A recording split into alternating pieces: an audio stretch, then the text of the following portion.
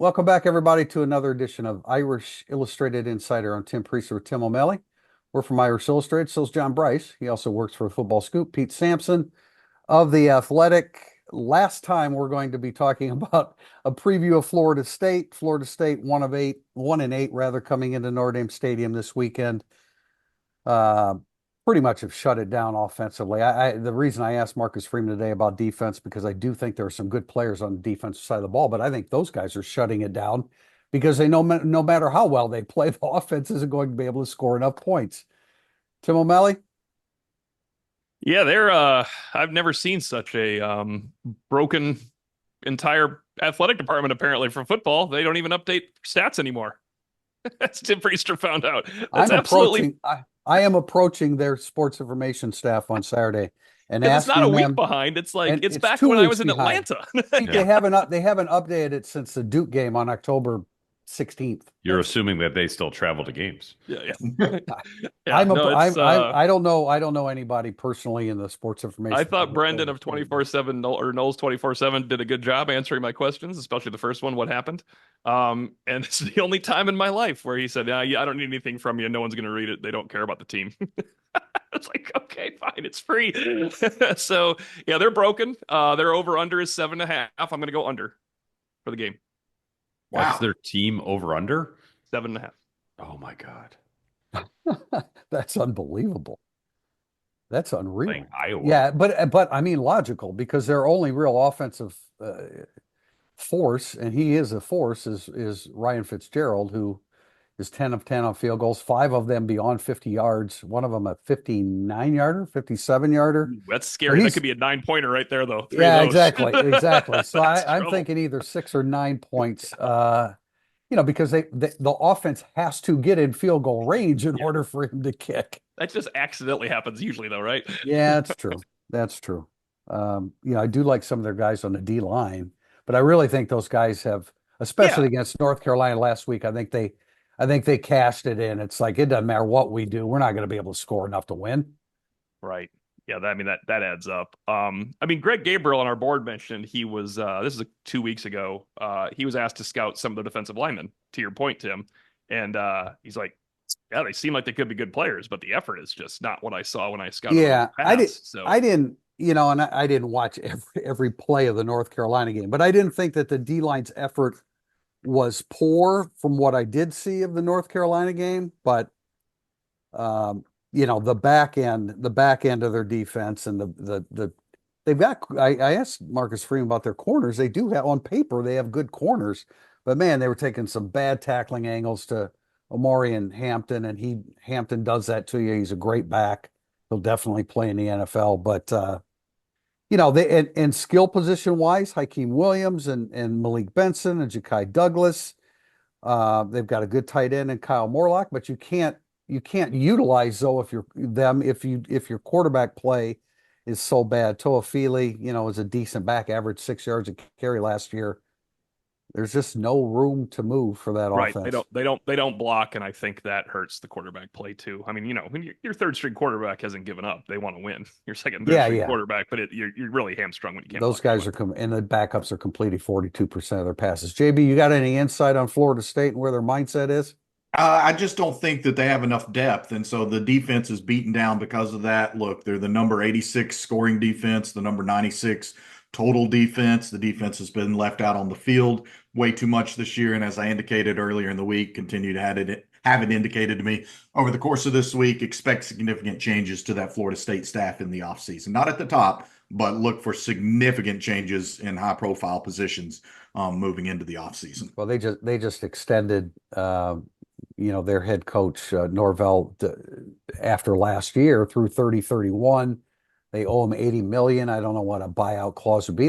Nobody was thinking buyout 2 months ago, but and you're right, they won't do that. You can't do that. So you have to make wholesale changes like Brian Kelly did after the 2016 season. Yep.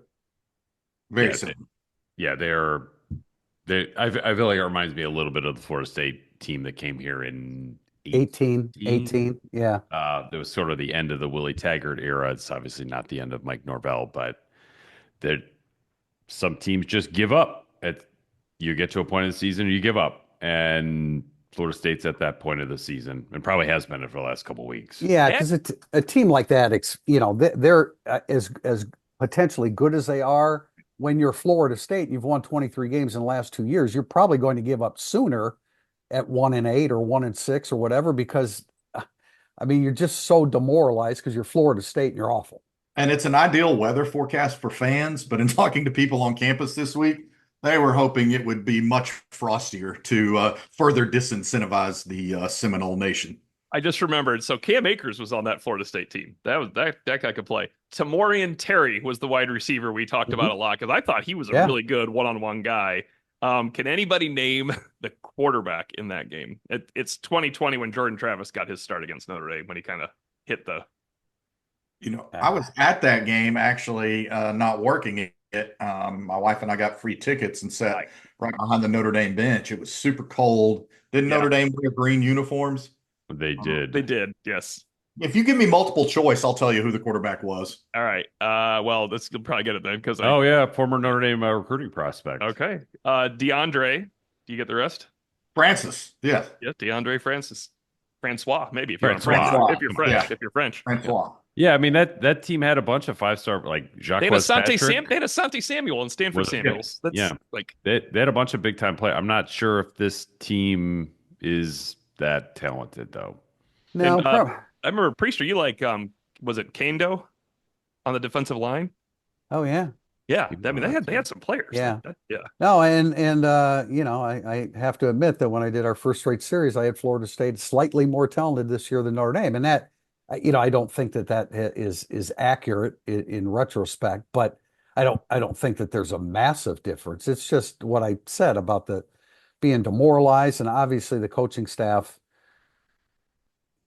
Look, a coaching staff is Yeah. responsible for not allowing them to just cash it in, and they haven't been able to do that. And when you lose your first three, it's very difficult to do that. But yeah, that's why you have to make wholesale changes. Whether I mean, you end up firing guys that probably Yeah, you're right. don't Need to be deserve fired. but Yeah. change for change's sake is in order here. Well, for instance, you demote guys that you don't want to fire and they leave.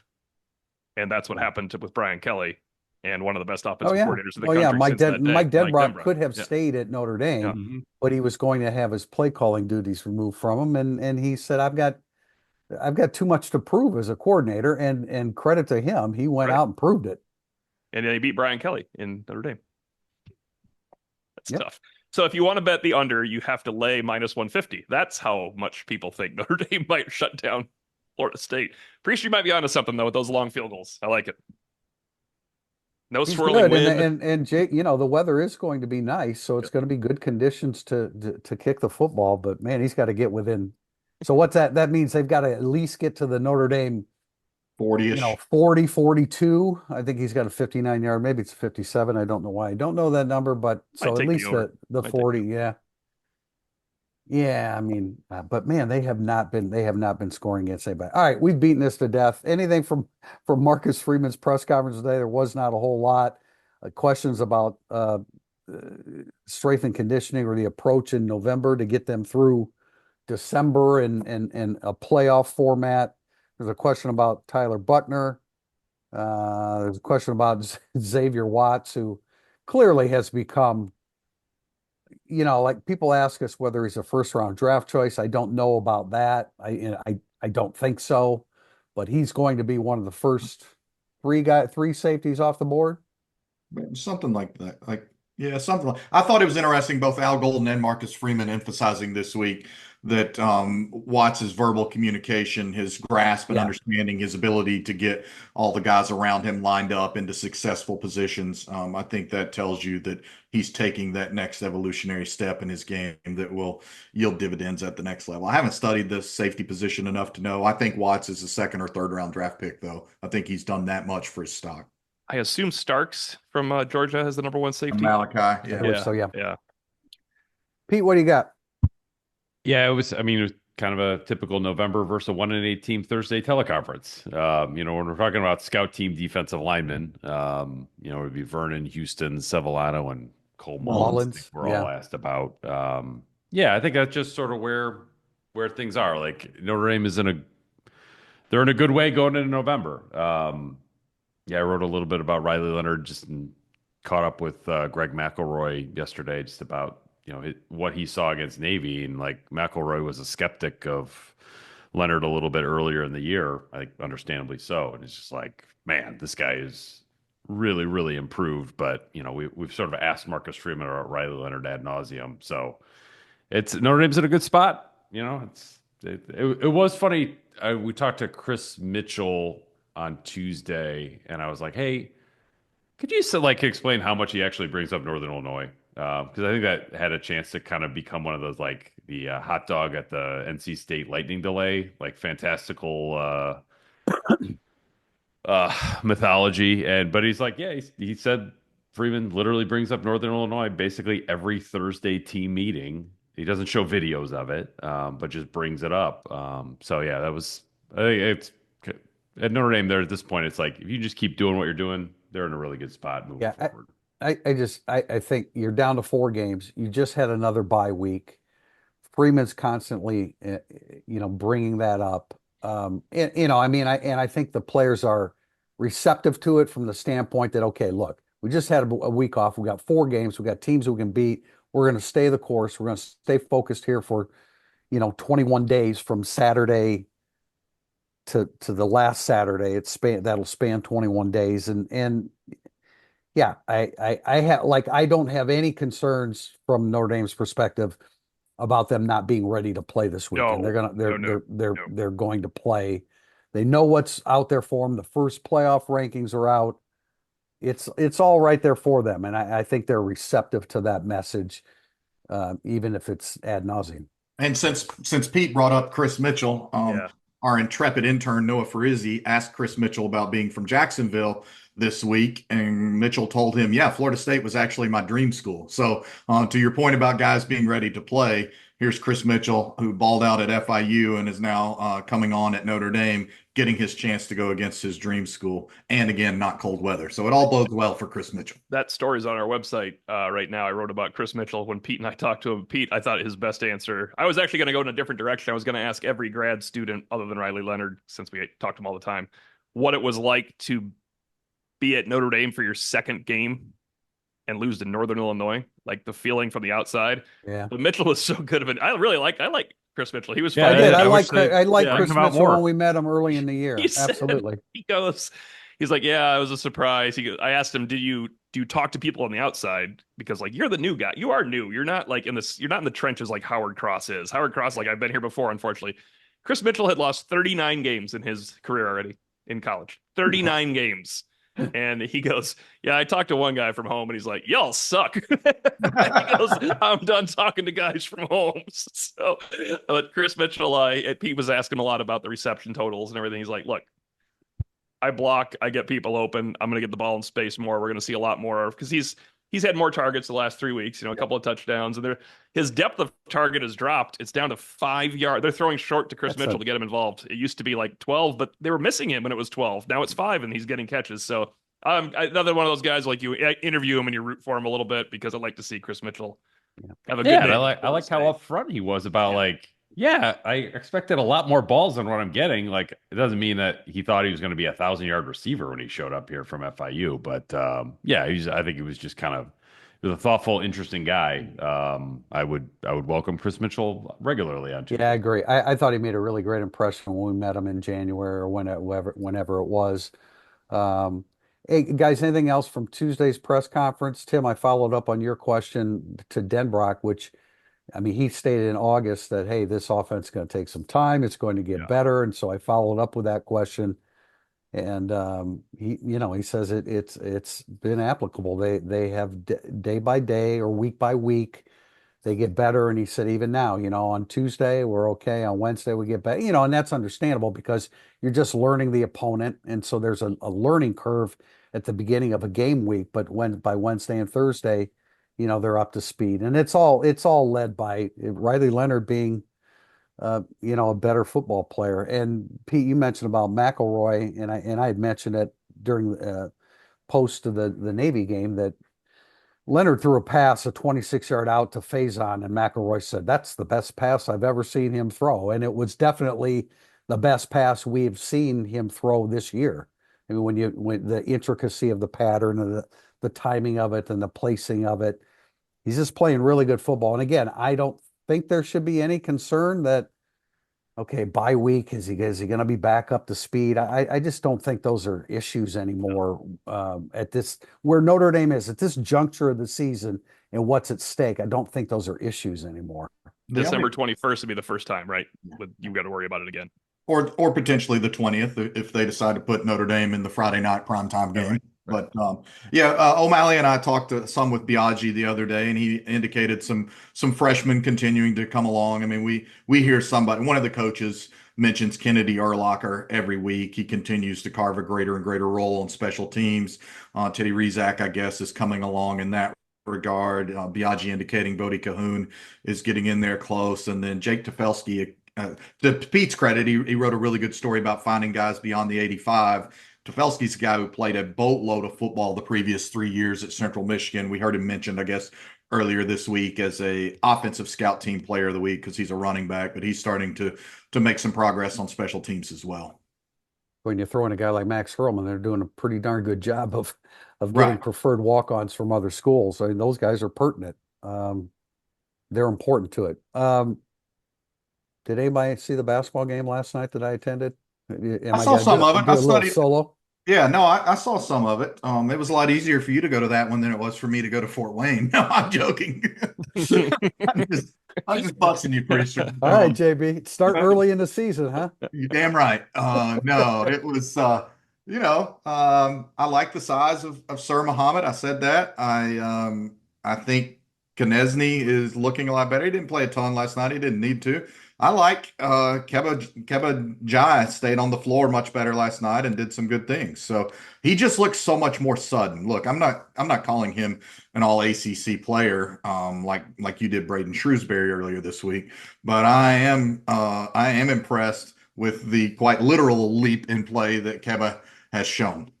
Am I going to have to remind you every time Shrewsbury plays well now to emphasize, since he did have 18 points, 4 or 5 from 3-point last night? Of course, we're not counting that as. I was about to say, as soon as he starts doing it in January, you can start talking about it. That has you can dunk Las on me. Vegas. You can figuratively and literally try to dunk on me. I want you guys to understand, when I say all league, I'm not saying first team. There's a first, second, third team and honorable mentions. There's really good. I'm just saying you're there's adding really good honorable mention. Now you're adding honorable mention. I'm sorry, honorable mention. Oh, come on. That's crap. That's crap. Some leagues don't list honorable mentions. If that was the case, 36 starting guards, man, and a lot of good players. All right, whatever. We'll see it, but I feel like I'm going to have to consistently point out, and I'm sure likewise you'll point it out to me when he doesn't play well. But he's, he's a great shooter, and he was 4 or 5 from 3 last night. Marcus Burton, I think, was just kind of, Tim, you talked about him maybe shooting more threes. That struck a chord apparently on campus. I couldn't stop getting texts from people. Well, Burton must have listened. He's not shooting threes. I'm like, it's against Stonehill. He shot 6 last night. Well, see, then he's ahead of pace. But, okay, let's not drag out basketball here. Notre Dame won 89-60.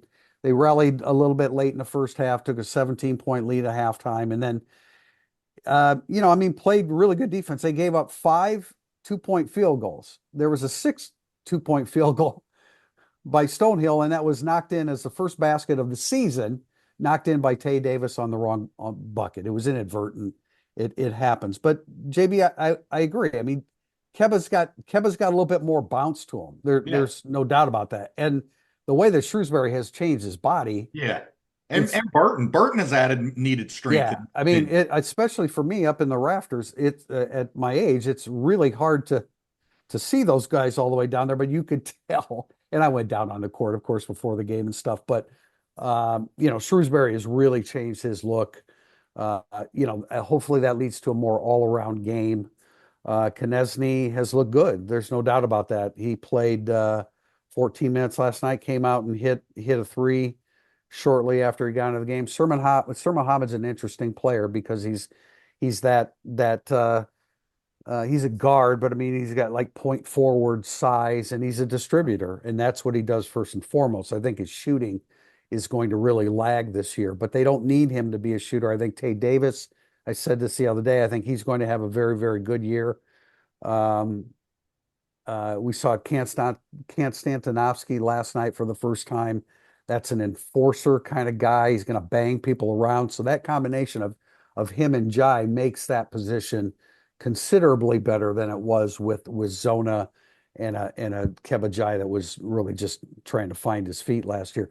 Matalako's not a guy that's going to necessarily impress you with physique or great length, although he is 6'4", but he's a guy that he's going to stuff the stat sheet for them, and he's definitely going to make Shrewsbury and Burton better because he can handle the basketball. They can play off the ball, and Alako even said it last night. It's great because if I'm off the ball, teams are gravitating towards Burton and Shrewsbury, so I can get shots. Yeah. Or if I have the ball, I can draw them to me, and I've got two great shooters to distribute it. So it was a nice performance last night.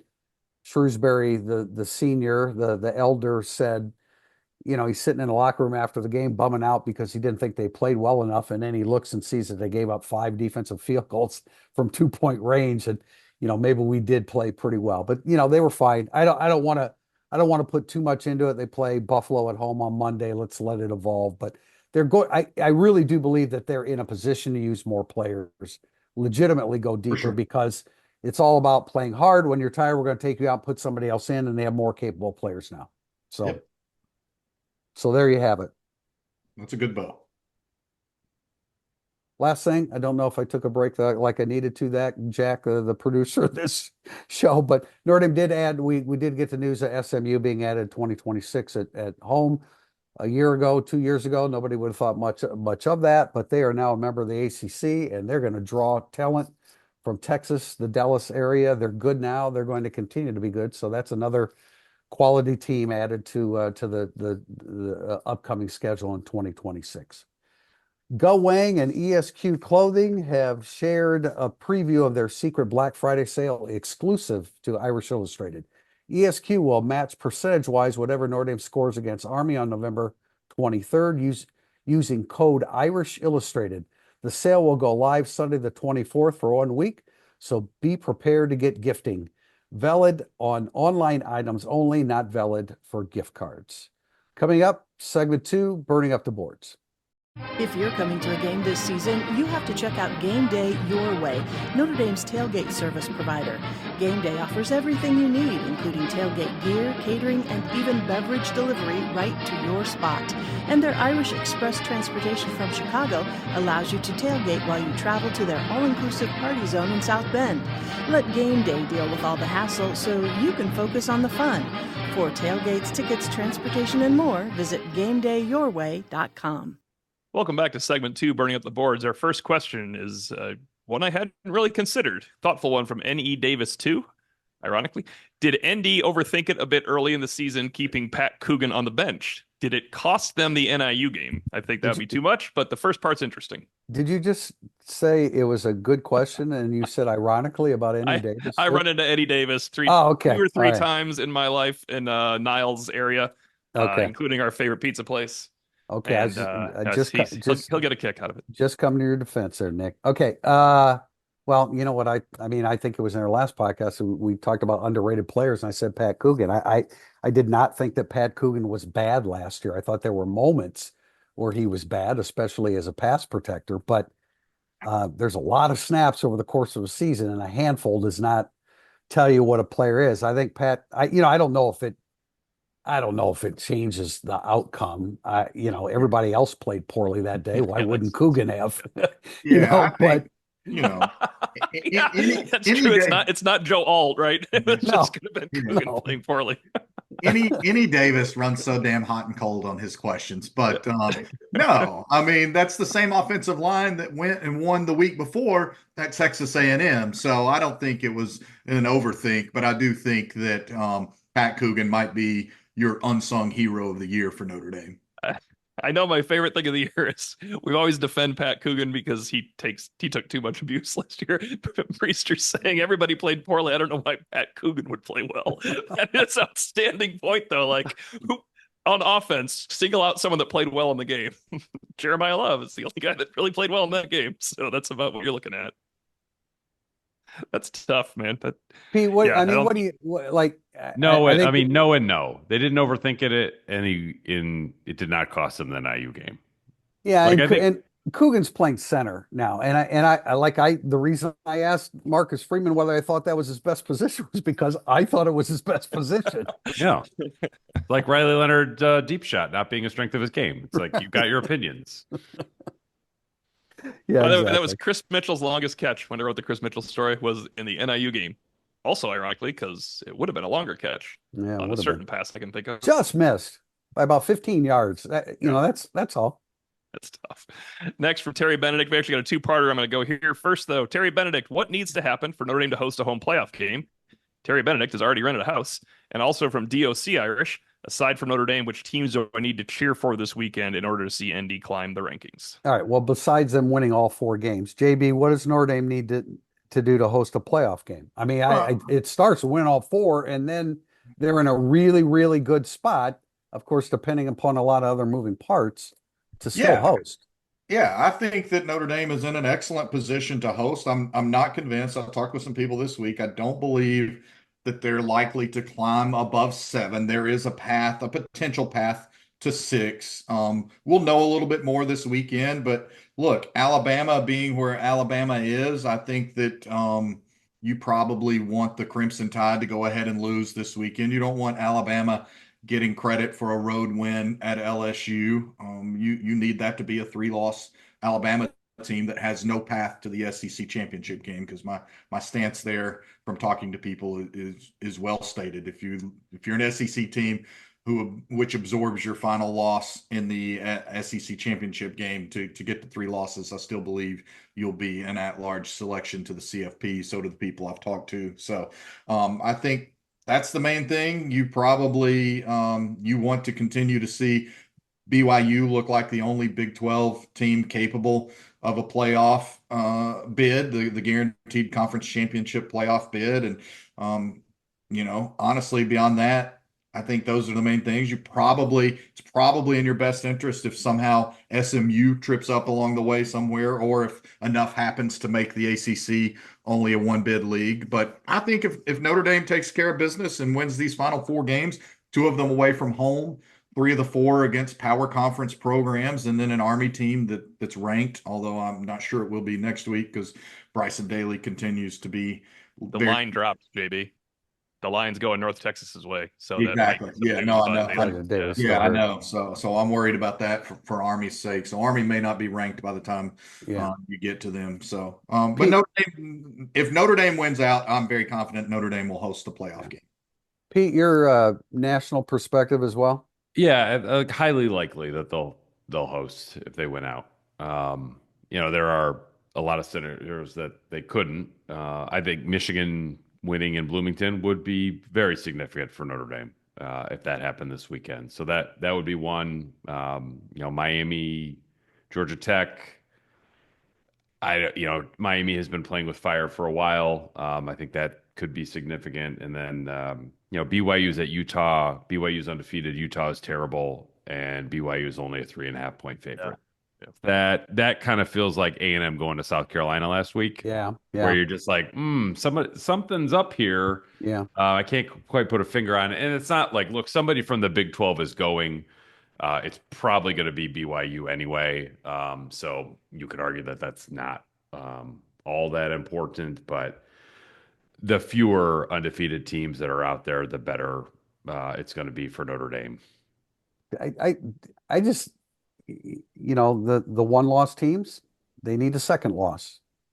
Get to clear the path for Notre Dame moving forward. That's what I would add to that. But I was wondering if our fans are really excited to root for Brian Kelly, as JB said, and Michigan, as Pete said, on this weekend. So there you go, guys. Sure Michigan and Brian Kelly are who you're cheering for this weekend. I'm with Bryce that it's better that for Notre Dame if LSU wins, but if LSU wins, they have a chance to make it to Atlanta and right, SEC and then championship. they're going a different problem for Notre Dame down the road, and that's like that's sort of like the nightmare scenario of Notre Dame somehow not making it 11-1 would involve LSU running the table, but it seems unlikely. And it would take a lot more than that, I Oh think. yeah. But like that definitely would be a hindrance to them.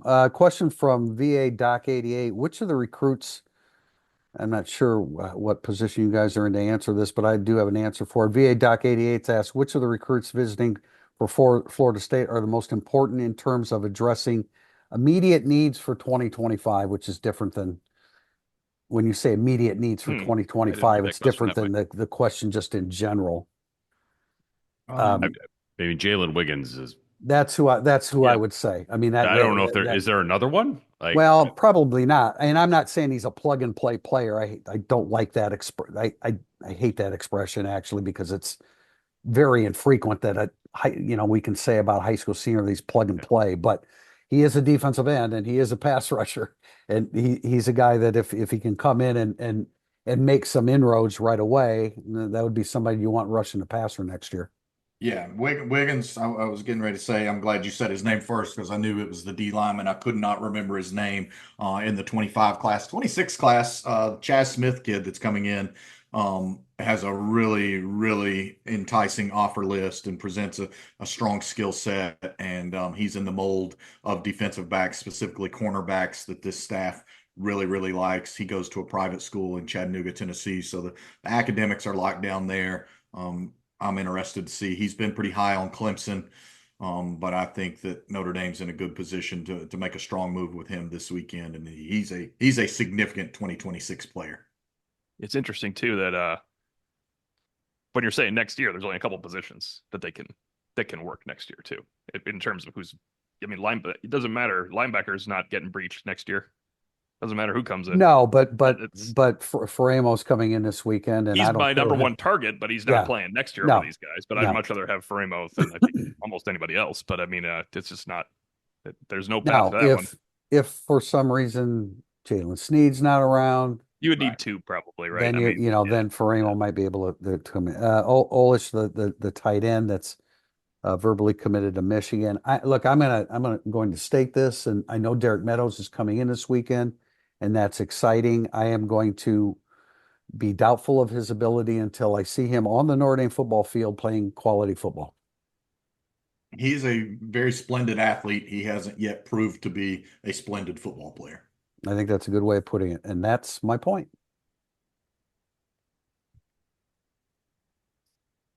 Maltese Irish asks, curious to hear each of your thoughts on USC naming. I meant to look up how to pronounce his name. Maybe you know Pete. Jaden Maeva. isn't Maeva? Starter, the quarter is it? How is it said? Maeva? Maeva. Like, Okay. yeah, Maeva. Yeah. Yeah. He is apparently going to be replacing Miller Moss this weekend. And have any of you had a chance to scout him yet? How much, if at all, does this change your thoughts on the challenge this game presents? I have some information on him, but guys, go ahead and jump in. A little more mobile. I don't think it doesn't change a damn thing. It would have changed mine, Pete, if it happened the week before and Notre Dame wouldn't get film on him as much film on him.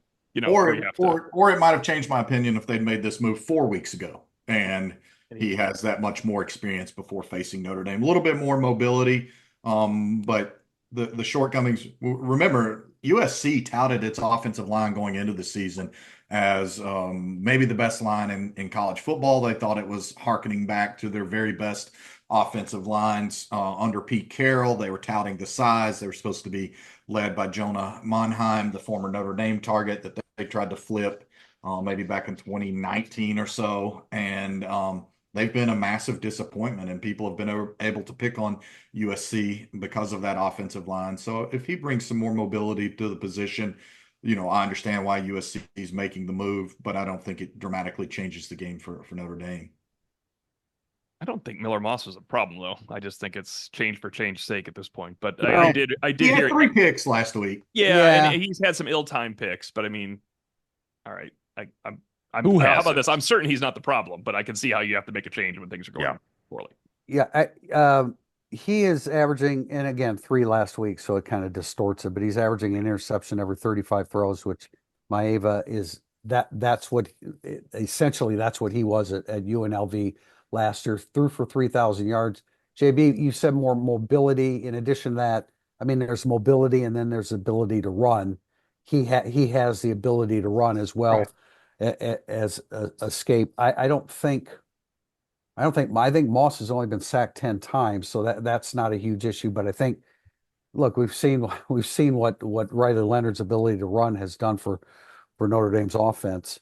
And so, but significant difference. I don't know, maybe by November 30th it will be a significant difference. It's hard to see that right now. They've lost 5 times by a total of 19 points. They don't know how to close. They can't close. And that's why, JB, you've talked about them. They're 10-10 their last whatever. They're 6-10 actually in their last 16 games. Yeah, they're 12 and 12 in their last 24. Well, okay, 12-12 in their last 24. But like the last year, Helton, they lost 7 out of 8 games by double digits. This team's lost 5 games by 19 points. So then it's not like Florida State, they haven't cashed it in. They just don't have faith and they're not making plays when the game's on the line in the fourth quarter. Yeah, but having said that, they manufacture methods to lose football games at this point. And Yeah. when you're this deep into manufacturing those ways to lose games, then I don't think you suddenly shed that stink overnight. Next question is from ND Opus. Looking at the freshmen who can get first game action this weekend without sacrificing your eligibility, who could make an impact by providing depth over the final 5+ games? And the first guy we would say is Tay Johnson. I don't know whether they're going to insert him on special teams, replace Logan Thomas. He is listed as the number 2 cornerback this week. I take that with a grain of salt because I think Carson Hobbs, is the backup For both, he is. for both, coming into the game. But that would be one name that I would throw out. Tim, do you have anybody that you would? Well, there's no impact guys that haven't played, but Tay Johnson on special teams, I think JB and I talked to Biaggi. Tay Johnson's going to play on special teams this week, so he's there. I asked about Kedron Young if he's going to have an actual role because and Mike Denbrock's at first kind of pushed back on he has some things to work on, but then he said he is a banger, and there's always a role for someone like that because. Kirby Lambert absolutely should not play until USC could be game number 4 because they might need him there if Wagner gets hurt. Kedron Young is not playing 5 years at Notre Dame. So if he could help you at all, you just play Kedron Young. That's what I was asking. Now, they might be kind to him and redshirt him, but 5th-year running backs, unless you were suspended or injured, are not something you need to worry about at Notre Dame. Yeah, I don't know if it's you're at the point now you got 4 games left, plus you can play them all the playoffs, assuming you make that and you have some advancement there. Maybe do we see a Micah Gilbert? I don't know. I would be intrigued to see him. I also would like to see more from Lambert down the stretch, just because I think he's the clear future. I think Pete. I'm sorry. Do you have anybody? No, I mean they're at the margins on this, right? Yeah. Like, there's just not a lot of candidates, right? Which is fine. That's a good thing. Yeah, right. The guy. When we talked to Denbrock the other week about his freshman receivers, Soldate and Cam Williams, he was cautious in the way he talked about Cam Williams, but not in the way he talked about Logan Soldate. So he can play 4 games, provided that Notre Dame has a substantial lead and they can go to backups. Why wouldn't you run him out there just to get a feel for the field, right, Tim? I mean, yeah, at some point, but he's the 8th receiver, right? If no, I'm saying, fourth quarter, you're running guys out there that haven't played. Yeah, not a significant impact, right? There's no reason if he can play varsity, they should all get out there in blowouts right now. That's what it's for. Urlacher's already. It's not answering the question, but Urlacher's already used up his eligibility, the eligibility of his freshman year, so you can run him out there.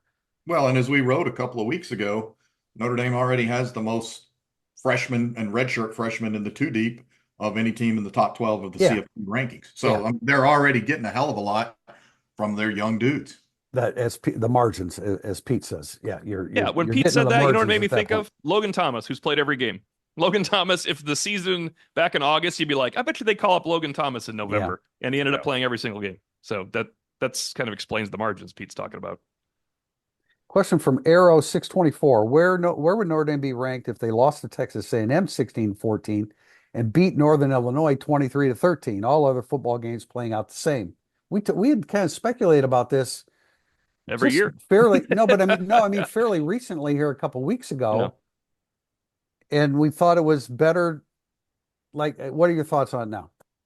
I think Oh, it's definitively better that they beat Texas A&M. oh God, than- they'd be I stuck think they behind would be. Texas A&M. I think they would be 15th or 16th at best if they hadn't. If those games were flipped, you would have everybody saying Notre Dame doesn't have a quality win to speak of Fair enough. away from home. I don't think it's a conversation I'm whatsoever. not sure that I would argue they had a quality win at all. So yeah, they're much better off the way I it. mean, Louisville's a quality win, Louisville's but quality win. I Yeah. get. I mean, if you want, Well, because that's it. Louisville beat Clemson. Louisville beating Clemson that counts helped too. Notre Dame immensely. Oh yeah, I'm just saying if you're trying to make an argument for making the 12-team field and beating I'm not. Louisville at home by 7 points is your argument, like Right. that's not No, a I great I'm completely. argument. not. You Yeah, said I agree quality with win. you. That's quality Yeah, win, but I it think the wouldn't. good point that there's a middle ground here, though, is when you start listing quality wins, the fact that you don't have to list Louisville first is great. Like, Yeah, you know what I mean? You get to say they look, A&M can win the SEC, and Notre Dame beat them on their home field. Yeah. Louisville can't do any of that kind of stuff. But Louisville sounds really good when you go, well, they won at A&M, who's in the SEC championship game. They also beat Louisville, who beat Clemson and and finished with 3 losses. That sounds really good. I mean, Georgia Tech beats Miami. All of a sudden, Georgia Tech becomes a better win too. That's an intriguing game, by the way, the Georgia Tech Miami game. Yeah, I because think it is. Haynes King is going to be a game time decision, it sounds like. And NIU vexed another Notre Dame tie last night with a 2 touchdown win on the road against Lance Taylor and the previously undefeated in conference play Western Michigan Broncos. We have a question from Murphy Hyde. Do you have any good behind the scenes stories and memories from the 93 game against Florida State? I want to start with Pete because he worked on an interesting story from the Athletic that I think people are familiar with his reference here. yeah. This was the last time Florida State came here. It's just I wanted to get into like the just around the corner from Main Street Open because it's like I don't know if people could name another open for a college football game in the history of college In football. reference to the 1993 game. Yeah, it was just incredible. And I talked to Bill Bonnell, who's the executive producer at ESPN, who worked on this when he was at NBC, and said he still remembers it as like one of the greatest things he's ever worked on. And he was crushed when I think it didn't win an Emmy because he's like, I really poured myself into that one. So yeah, it's the most famous open. It's the second most famous thing about that game is the open. And yeah, it was fun to sort of walk down the memory lane with him a few years ago on that. Tim's got about JB. You were knee deep in the vowels. Man, I was a young pup too. Yeah, no, that was appointment viewing though. You didn't have a million games on every weekend. Wasn't that billed as the game of the century that year? And I'd seen Tennessee play against Notre Dame just a couple of years before that. So there's even more familiarity there. And there's just so many NFL players on the field that day. That's one of the biggest things that I remember about it. Much like that 1990 and 91 pair of Tennessee Notre Dame games where there are like 30 NFL dudes on the field combined for those two teams. It was the same type deal for Florida State Notre Dame. Yeah, I think people don't really remember that was the first time that like basketball on grass came out. Charlie Ward running the shotgun the whole time. It was a unique situation to try to cover Florida State back then. They had a million receivers. Derek Brooks is a pretty good linebacker on that Oh my team. God. I bunch of things. I mean, I think I remember every play of the game, but I will say that people started sitting there for tickets on Tuesday, camping outside the stadium on Tuesday. So when people say what's different about Notre Dame Stadium now, I'd say that's one thing that's different. I don't see a lot of people camping out on Tuesday for tickets anymore. And people are like Notre Dame fans are dropping off pizza for people all the time. I was a junior student. There's giving people pizza sitting there because they were diehard fans waiting. Yeah, Notre Dame's sorry, I was just going to say Notre Dame's giving away free tickets next weekend on Senior Day. So there's your. So, fun story. My dad, the band, the pep rally moved from Step. They knew it'd be too big to have it at What's a Steppenwolf. pep rally? They'd stop that too. Okay. The pep rally at Steppen Center was always a big deal, but this was going to be way too big to have it there. So they announced they're moving it to the at the time JACC. So many people attended, they had to shut it down. They stopped letting people in the pep rally because it was so overflowing. My dad, who was an anatomy professor at the time, and at this point he was 63, he walked in with the band. So he got to go to the pep rally because he liked pep rallies. And my brother and I had to go somewhere else. We had no idea he got in. He just walked in with the band. Can you imagine stopping Notre Dame fans from going into a pep rally now because of a fire codes and fire hazards? How big a deal that is. The week before, I just put this on Twitter because Golick and they were talking about the Main Street opening. Pete, I think we were involved in this. Yeah. And the week before this game, Sports Illustrated had a preview of the game. The week before a college football game, they had a full feature story previewing a college football game. I don't think that's ever happened in a regular season game, nor will it ever again. So that was a magical week on campus. It lasted 7 days. Then it got ruined. That's what I also remember about the thing. Yeah. So. Well, from a media perspective, like what you're saying there, Tim, the buildup of it, now everything is so, you talk to the head coach on Monday, you talk to the players and coordinators on Tuesday, and then it's shut down. Well, it wasn't that way back then. And I've told the story before, I won't dwell on it too much, but Holtz would have people over at his house on Thursday night, and I can remember being there and seeing Regis Philbin and the level of confidence from Holtz himself that they were going to win the football game was palpable. You could tell that this was a little bit different because he was, and of course the whole team, the talent on the field that day, the first round draft choices, but the buildup. We were doing interviews late in the week, yeah, which you would never do now. But that's I will add, Tim, Notre Dame. I mean, Holtz really outcoached Bowden in that game. Bowden was actually poor in that game. Remember, he had the double throwback pass. Notre Dame was all over there, losing 15 yards on it. He didn't play Warwick Dunn until the second half.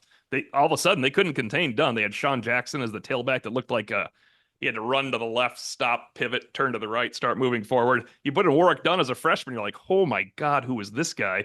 And all I remember is Jeff Burris dropped about 3 interceptions. Lake Dawson dropped 3 easy long gains, and Brian McGee dropped an interception in the end zone. Otherwise, that is an all-time blowout, and Notre Dame wins the national title. Yeah. Yep. We have one final question. It's really not going to be, we're just going to lead it right into predictions, and it's from Irish from A2. Could the Florida State game be Notre Dame's first home shutout since 2022 against BC? Prediction time, gentlemen. It absolutely could. I probably won't be having it shut out in my prediction, but I don't see FSU scoring more than 6 points, even if Notre Dame is able to empty the holster from the bench in the second half. I just don't think it's going to matter. Yeah, could be for sure. That was 44-0. In the snow, remember that? In the snow, I remember Tate going to the game and refusing to wear his snow pants and then going home in the middle of the first quarter. Yeah, that I don't. Sometimes I predict a shutout. I'm not going to this weekend because I just think Notre Dame will try to go deep on the bench. So I'll go 42-7. I don't. This is kind of one of the first games of the season where I think we may have a hard time figuring out what to write about because it's going to be that one-sided. But I got Notre Dame 42-7. Tim, the over-under is 42.5. Yep. I'm going, my score is 42-7. So since Pete did that for the Price is Right, I have to go 43-7 now. But my score exactly was 42-7. Well, that kicker, though, I don't know, man. Maybe it should be 42. I'll do it. 42-9. Super kicker. Ooh. Sebastian Janikowski's younger brother is kicking now for Florida State, and he is going to drill 3 field goals. How's that? 42-9. I personally am thinking about 9 as well, under like normal, a little bit more normal circumstances. I might even think about 12, but I can't believe that Florida State's going to get in field goal range 4 times. So I'm likely to pick 9 points just because he's so good. And yet, maybe 3 or 6 because Notre Dame's defense is so good.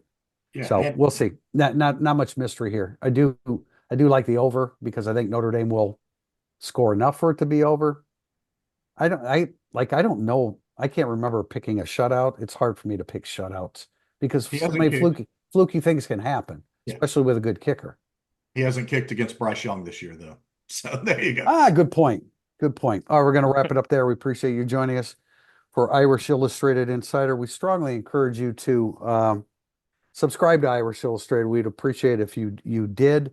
I can tell you that the subscription price for a year of Irish Illustrated is comparable to the first hour of our bar tab on the road on a Friday night between O'Malley, Bryce, and myself. So it's really not that much.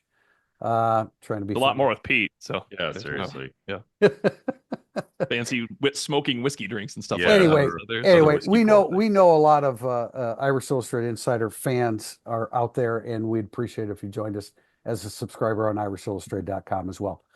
Until Saturday pregame, Tim Priester, Tim O'Malley, John Bryce has exited, and Pete Sampson from The Athletic. This has been Irish Illustrated Insider.